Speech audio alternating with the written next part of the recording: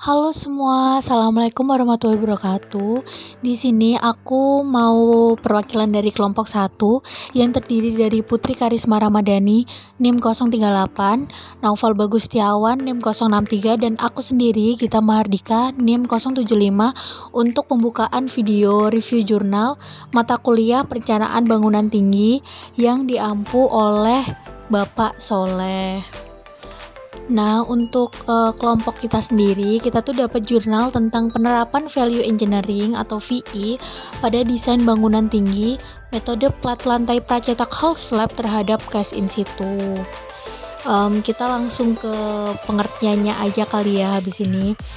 Jadi pengertian dari VA atau value engineering itu sendiri adalah salah satu cara atau usaha untuk meningkatkan kualitas dan efisiensi suatu proyek konstruksi serta menganalisis fungsi suatu item atau sistem untuk mencapai sesuatu yang diperlukan, yaitu berupa metode konstruksi agar sesuai dengan project constraint untuk menekan biaya, meningkatkan mutu, dan mempersingkat waktu. Dasar pemikiran yang mendasari perlunya VE ini adalah bahwa setiap kegiatan konstruksi selalu terdapat biaya-biaya yang tidak diperlukan. Nah, melihat permasalahan tersebut, maka metode value engineering atau VE ini sangat sekali diperlukan dalam setiap kegiatan proyek konstruksi. Hal ini disebabkan oleh kurangnya sumber dana dalam pembangunan, suku bunga yang tinggi, dan inflasi yang meningkat setiap tahun, serta kemajuan teknologi yang semakin pesat. Kemudian sering terjadinya persaingan ketat hampir di semua bidang kegiatan. VE ini sendiri adalah salah satu upaya sistematis yang bertujuan untuk meningkatkan nilai produk. VE ini lebih fokus untuk meningkatkan kualitas dan tetap menjaga biaya tetap rendah. VE ini dapat diterapkan saat desain suatu konstruksi dan menerapkan metodologi lebih awal untuk menghemat waktu serta biayanya. Asal mula value engineering ini terjadi saat Perang Dunia Kedua, karena pada saat perang tersebut terdapat masalah kekurangan material kerja dan beberapa komponen yang memaksa engineers seperti Lawrence Miles untuk mencari alternatif, dan hasilnya dia mendapatkan alternatif material dan sumber yang bisa menekan biaya tetapi tetap mendapatkan kualitas yang bagus. Jadi itu adalah asal mula kenapa VE ini tercipta ya. Kemudian untuk efisiensi implementasi atau penerapan value engineering pada proyek konstruksi ini tercatat pada tahun 2015 sebesar 41%. Tetapi sayangnya VE ini dominan dilaksanakan hanya oleh kontraktor yang memenangkan tender dengan kontrak lump-sum. Jadi bisa dibilang VE ini belum merata pada saat tahun tersebut. Jadi masih hanya beberapa proyek yang memakai VE ini. Nah, tujuan penelitian dari jurnal ini adalah untuk mendapatkan besarnya efisiensi biaya dan waktu dengan merubah sistem plat cast in situ menjadi pracetak half slab dengan mutu beton dan tulangan yang konstan. Selain itu, alasan mengganti cast in situ menjadi half slab karena struktur elemen pracetak ini memiliki beberapa keuntungan dibandingkan dengan struktur cast in situ. Antara lainnya adalah yang pertama, pelaksanaan pekerjaannya membutuhkan waktu yang lebih cepat sehingga erat kaitannya dengan biaya proyek. Hal ini karena elemen dibuat di pabrik atau workshop yang bersamaan dengan pelaksanaan pondasi di lapangan. Jadi itu juga salah satu value engineering. Prinsipnya yaitu menekan waktu dan biaya. Kemudian profil pracetak menggunakan material mutu tinggi serta kualitas bahan yang baik. Jadi bisa disandingkan dengan plat konvensional seperti cast in situ.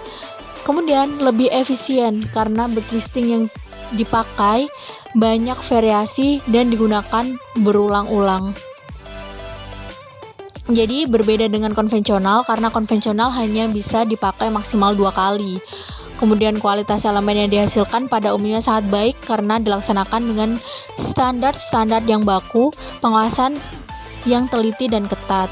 dan pekerjaan finishingnya lebih mudah. Selain itu, area lapangan pekerjaan relatif tidak perlu luas karena mengurangi kebisingan dan lebih bersih serta ramah lingkungan. Untuk pelaksanaan metode flat half slab ini sendiri meliputi pembuatan flat half slab itu sendiri, kemudian penumpukan, pengangkatan, kemudian terjadi pemasangan half slab dan pemasangan tulangan topping, kemudian terakhir adalah pengecoran overtopping.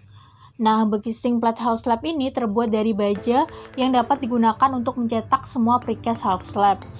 Precast tersebut difabrikasi di lokasi proyek, kemudian produksi dimulai sejak pelaksanaan pekerjaan pondasi tiang pancang.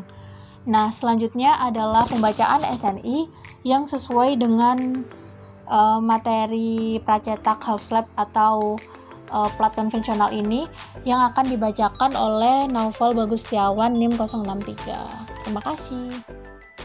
Oke, sebelumnya terima kasih Gita yang udah menjelaskan dari slide awal hingga slide sebelumnya. Sebelum saya menjelaskan, perkenalkan saya Naufal Bagus Setiawan NIM 63 dari kelas G1. SNI yang dibutuhkan untuk membangun bangunan dengan metode pracetak half slab itu sebenarnya ada beberapa macam. Di antaranya ada SNI 03 6880 tahun 2002, SNI 2847 tahun 2013 yang mengatur tentang standar strukturnya. Lalu ada juga SNI D591 008 tahun 2007 dan SNI 7832 tahun 2012 yang mengatur tentang AHSP-nya. Namun pada kesempatan kali ini kami akan memfokuskan pada SNI 2847 tahun 2013 karena SNI ini mengatur struktur plat pracetak half slab secara mendetail. Nah, sebelumnya slab itu punya sistem. Jadi sistemnya itu dia harus dihitung dulu bentuk panelnya, permisalan pembebanannya supaya kita tahu momennya, momen statisnya berapa, momen terfaktornya berapa. Itu nanti diatur lebih lanjut di SNI pasal 13 ayat 7 dan juga SNI pasal 9 dan pasal 11. Lalu kita lanjut. Sebelumnya kenapa sih saya harus bahas sedikit tentang konstruksi yang prategang? Jadi peraturan perhitungan struktur plat half slab itu dasarnya dari pasal yang sebelumnya saya jelaskan. Nah, pada kali ini saya pengen jelasin kalau nggak mau rumit-rumit banget lah ngitungnya pakai kayak gitu.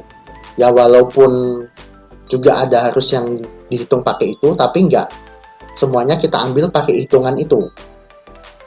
Jadi dalam SNI yang ada, tebal minimum buat plat itu sudah diatur. Biasanya, dalam tabelnya, tebal platnya itu didapat dari rumus L atau jarak. Jarak platnya maksudnya, ukuran platnya kayak misalnya 4 kali 5, base-nya 4, ya berarti makanya 4. Itu ada yang per 20 kalau tertumpu sederhana, L per 24 kalau satu ujung menerus, ada L per 28 kalau kedua ujung menerus, atau L per 10 kalau cantilever. Tapi ini ada ketentuan tambahannya. Ketentuan tambahnya itu komponen struktur tidak menumpuk atau tidak dihubungkan dengan partisi atau konstruksi lainnya yang mungkin rusak karena lendutan yang besar. Misalkan L-nya itu 5 meter. Pertama kita rubah dulu ke milimeter jadi 5000. Kita ambil contoh plat masif satu arah dengan komponen struktur satu ujung menerus. Nanti jadinya 5000 per 24. Hasilnya nanti adalah 208,33 mm. Kita bulatkan, karena ini perhitungan struktur, jadi lebih baik kita bulatkan ke atas. Nanti jadinya 250 mm atau 25 cm. Nah, ini perhitungan inersia terfaktor efektifnya ya teman-teman. Jadi itu IE itu nanti dalam kurung MCR per MA. MA itu nanti momen yang didapat dari perhitungan tumpuan yang didapat juga dari kombinasi pembebanan sesuai pasal sebelumnya. Nah, itu nanti MCR-nya itu juga ada turunannya lagi. Caranya itu adalah FR kali LG per YT. Tapi FR-nya itu juga ada turunannya lagi, sama dengan 0,62 alfa dikalikan akar FC. Agak pusing ya teman-teman, tapi gini aja gampangannya. Inersia efektifnya itu mungkin bisa aja pakai 1/12 kali B kali H pangkat 3, tapi itu karena nggak standar SNI, itu nggak direkomendasikan. Tapi selama bukan bangunan yang membutuhkan kerumitan khusus, itu masih bisa dipakai sedikit demi sedikit, walaupun acuannya tetap harus pakai PPT yang sudah ada, kayak IR sama dengan dalam kurung MCR per MA pangkat 3 dikalikan IG tambah mutlak 1 kurangi MCR per MA pangkat 3 mutlak kurung kali ICR. Jadi ICR itu maksudnya adalah inersia besi, kalau MA-nya itu adalah momen yang didapatkan dari pembebanan yang sudah diatur dalam SNI ini. Oh ya, mengatur pembebanan di SNI ini sebenarnya ada banyak. Misalnya kayak 1,4 kali beban mati, 1,2 kali beban mati tambah 1 kali beban gempa tambah 1 kali beban hidup. Itu diatur lebih lanjut dalam pasal 9.2. Sekitar ada 8 atau 9. Mungkin lebih lengkapnya teman-teman bisa dilihat lebih lanjut SNI 2847 tahun 2013. Nah, ini kalau misalnya tadi hitungannya terlalu ribet nih teman-teman, tenang, SNI udah ngasih cara lebih gampangnya. Jadi nanti caranya itu adalah S per 1 tambah 50 gamma aksen. Jadi S-nya itu waktu. Waktunya itu nanti didapat dari yang di sini. 2.0 itu kalau buat 5 tahun atau lebih. Kalau cuma buat setahun 1,4, 6 bulan 1,2, 3 bulan itu 1.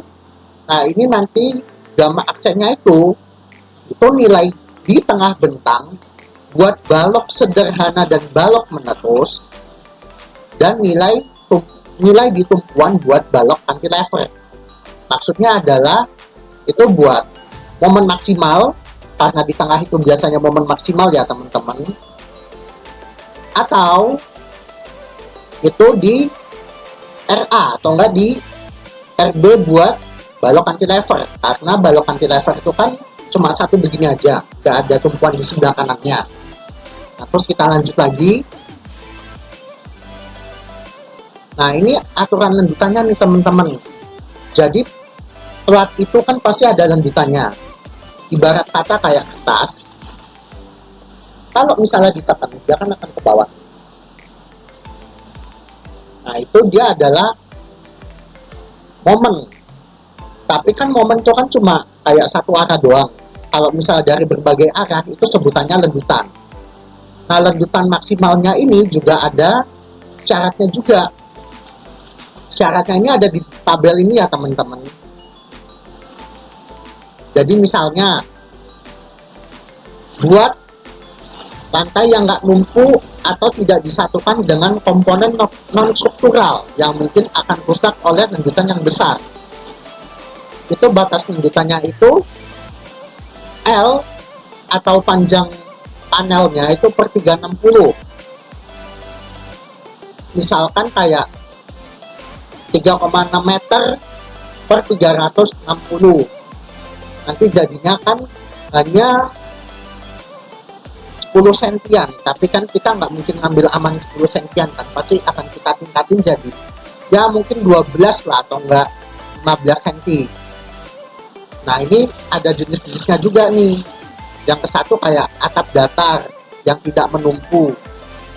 Itu maksudnya kayak dak beton yang buat di atap, tapi itu nggak ada atapnya lagi di atas. Terus yang di bawah ini tuh biasanya dipakai buat plat yang ada kayak di lantai 2, di lantai 3, tapi bukan di atapnya. Jadi beban yang di atas itu pasti bakal melewati plat tersebut. Nah, terus ini juga ada rumusnya tambahan nih teman-teman. Misalnya, kalau ada bentangnya pendek banget, kurang dari 2 meter. Jadi ini ada ketentuan tambahan, kita harus ngikutin tabel 9.5C. Tebal minimum plat tanpa balok interior. Ini ada ketentuannya nih, tegangan lelehnya itu berapa? Kayak 280 MPa, 420 atau 520.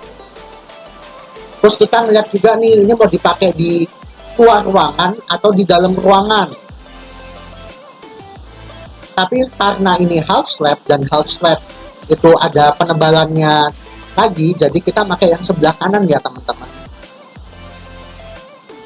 Nah, pakai yang L per 36 atau L per 40 atau L per 34 atau L per 33 atau L per 31.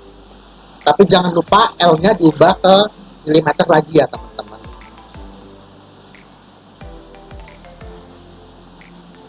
Nah, ini juga harus diperhatiin ya teman-teman. Balik lagi perhitungan. Ya, jujur hitungannya juga agak kompleks ya kalau dijelaskan lebih lanjut ya teman-teman. Tapi yang paling penting hasil perhitungan yang sudah teman-teman hitung berdasarkan peraturan SNI sebelumnya itu nggak boleh melebihi dari tabel tadi 9.5C atau tabel 9.5B. Nah, untuk selanjutnya akan saya serahkan ke teman saya Putri. Saya Putri Karisma Ramadhani, NIM 43519965038, kelas G1. Saya akan menceritakan tentang bagan alir.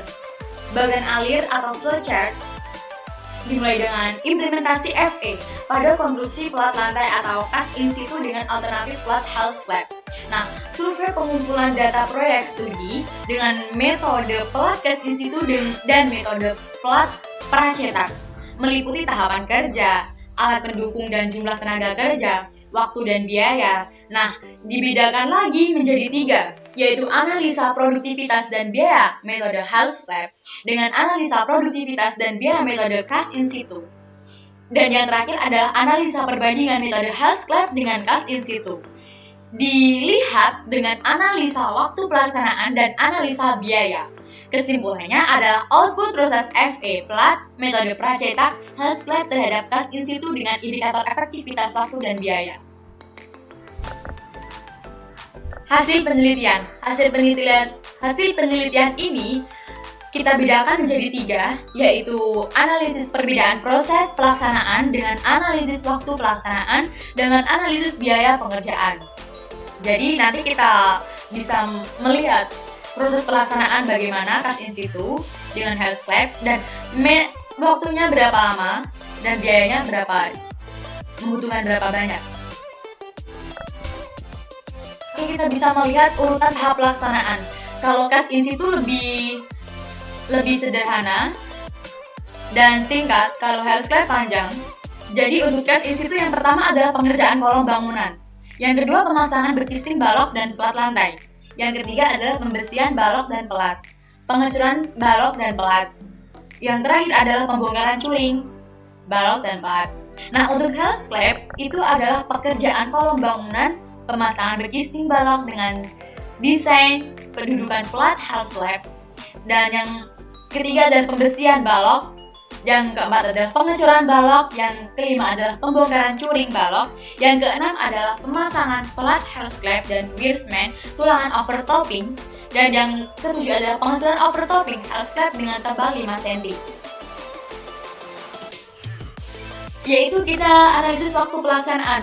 Kalau kita melihat dengan health slab dan kas in situ, kita membutuhkan waktu pelaksanaan kas in situ ini yang paling relatif lebih lama daripada health slab. Nah, kalau health slab ini adalah 38,9%, kalau kas in situ adalah 61,1%. Waktu pelaksanaan ini sama dengan volume pekerjaan nilai produktivitas, teman-teman.